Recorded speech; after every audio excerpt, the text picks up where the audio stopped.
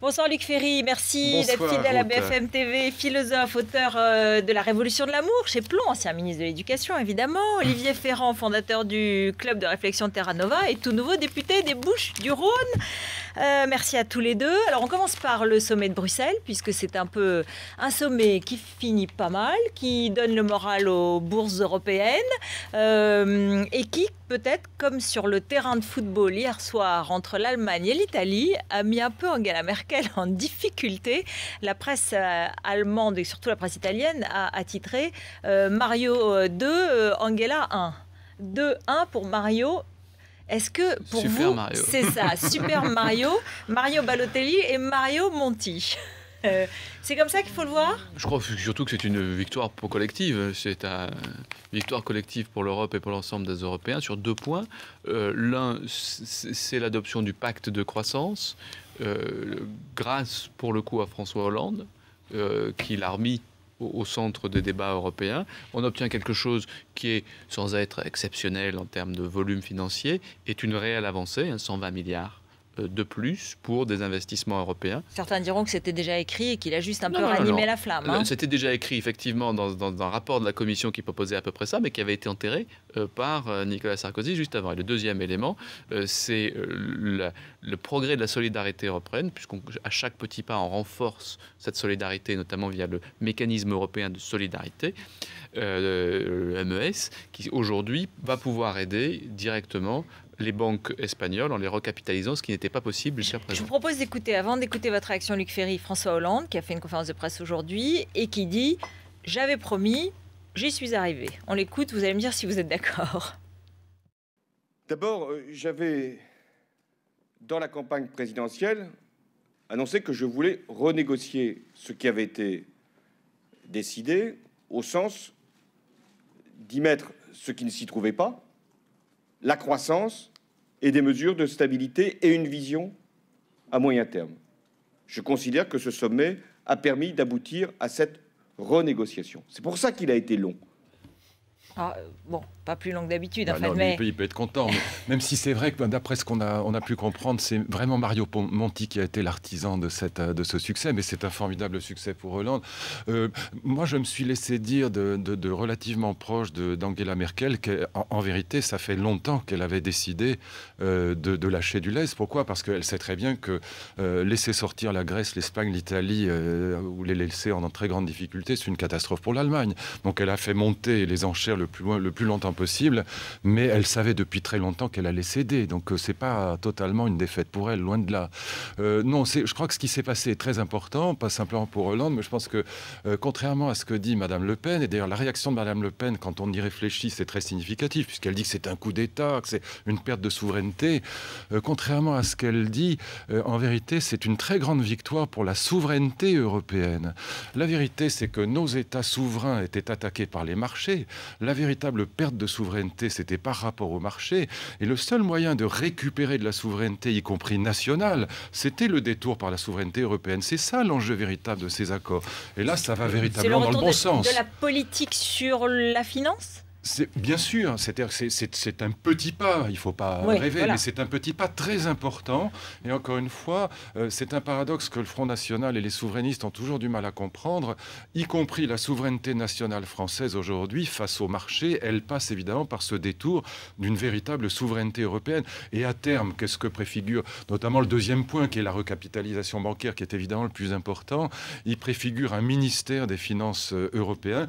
Il faudra que ce ministère, sur la thèse que défend Thomas Piketty, mais pas Jacques Attali aussi. Bon, il faudra que ce ministère des Finances européen, qui est préfiguré par les petits accords d'aujourd'hui, s'associe probablement les présidents de commissions nationales, c'est-à-dire les présidents de commissions des finances des parlements nationaux, pour que ce processus-là, qui est très positif, ne soit quand même pas totalement déconnecté de la souveraineté nationale. Luc Ferry, il cite Marine Le Pen. Moi, je vais vous citer Jean-Luc Mélenchon, parce que lui aussi, il dit les Français ont fait de la figuration, et en gros, le nouveau pouvoir de François Hollande a avalisé la politique européenne de Nicolas Sarkozy, et c'est le nouveau traité européen préparé par Merkel et Sarkozy qui s'imposera tel quel. François Hollande considère que les négociations ont abouti. C'est stupéfiant Voilà ce que dit la gauche de la gauche. C'est inexact en matière européenne.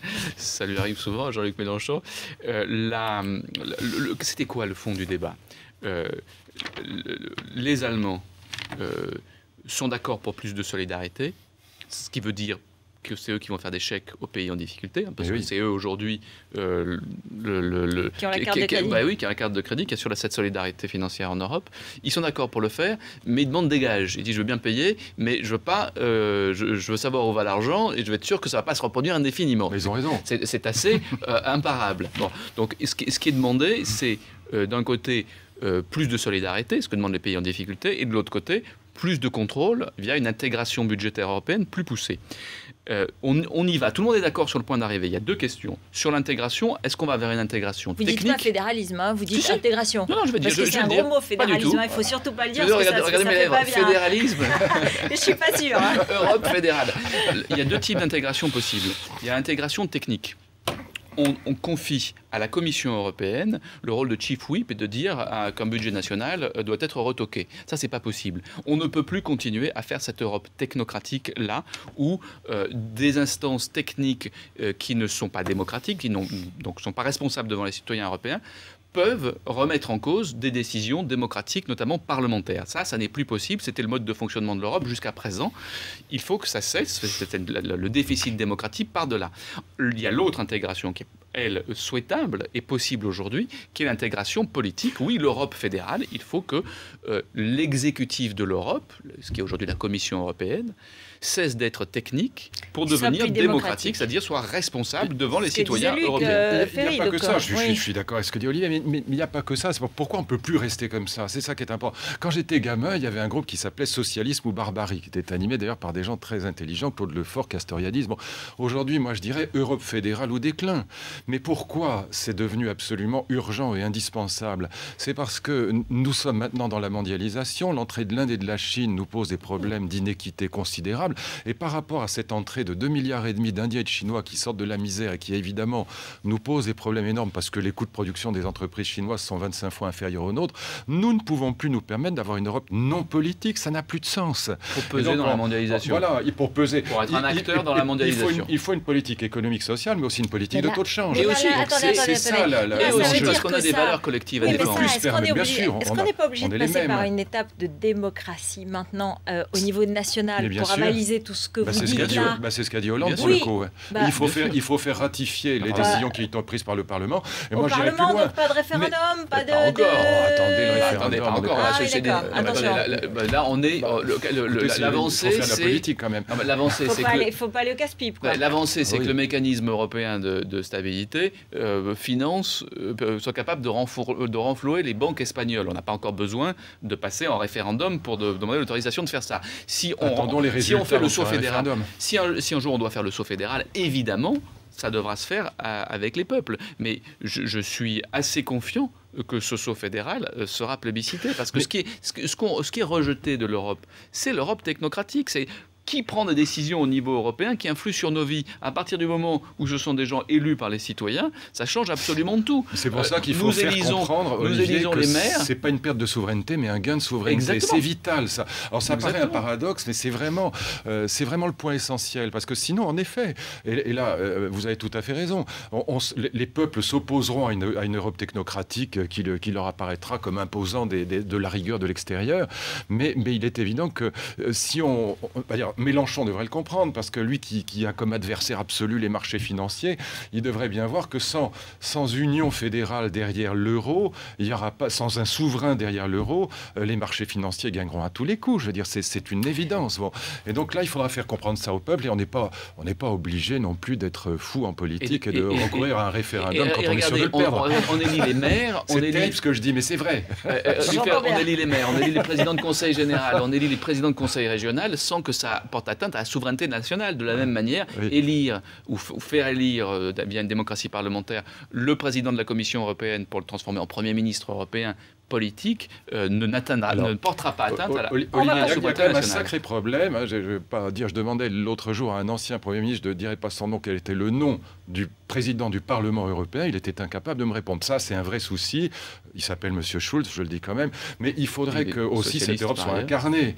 Tant qu'elle sera incarnée par M. Van Rompuy, Ashton et Schulz, on aura du mal. J'ai rien contre M. Van Rompuy, qui est un type très bien par ailleurs. Mais c'est vrai qu'il faut que l'Europe soit incarnée. Et qu'on passe à une autre étape. Juste un petit mot, parce que l'autre actualité de la journée, on entendait tout à l'heure Christine Boutin s'emporter. Je vois le sujet. Le mariage gay institutionnalisé avec le droit à l'adoption. Jean-Marc Ayrault l'a confirmé ce soir, Dominique Bertinotti le dit, c'est à la veille de la marche des fiertés de la Gay Pride de demain. Ce sera même pour 2013. Vous qui avez écrit La Révolution de l'amour, Luc Ferry. Et un rapport sur l'homoparentalité que j'avais remis à Nicolas Sarkozy. Moi, je suis à fond pour. Je vous dis pourquoi. J'ai d'ailleurs eu cette discussion avec Christine Boutin quand elle était ministre et j'avais presque réussi en tout cas, à pas la convaincre sûrement, mais à ébranler. Et je dis à ceux qui nous écoutent pourquoi. Il y a entre 150 000 et 300 000 enfants qui aujourd'hui en France vivent dans des couples homosexuels, soit par insémination avec donneur pour les femmes, soit par adoption pour les hommes.